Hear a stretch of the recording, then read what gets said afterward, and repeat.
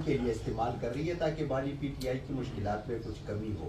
अगर ये बिल मंजूर होता है तो कोई मुश्किलात कम होती नजर आ रही हैं आपको अडियाला जेल में? मैं ज़रा एक नामुनासिब बात करना चाहता हूँ, माफ़ फरमाइए मुझे, मुझे तंग ना करो ज़्यादा, मैं नामुनासिब बात करना चाहता हूँ। पीटीआई वाले भी नाराज़ ना हो, वो मेरे दोस्त हैं आजकल। देखिए, पीटीआई ने परवेज़ खटक साहब को वज़ीर आला बनाया। आज वो पीटीआई का है या इस्टेब्लिशमेंट का है? पीटीआई ने महमूद ख़ान को वज़ीर आला बनाया। अब बताएं कि वो पीटीआई का है या इस्टेब्लिशमेंट का है? पीटीआई ने उस्मान बुज़दार को वज़ीर आला बनाया।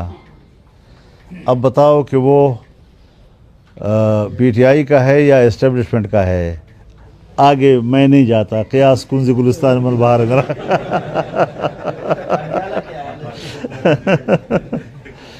जी मौलाना साहब, सीएम केपी ने एक ऐलान किया है कि जी जो अफगान पाकिस्तान में और ख़ास तौर पे सूबे सरहद में रह रहे हैं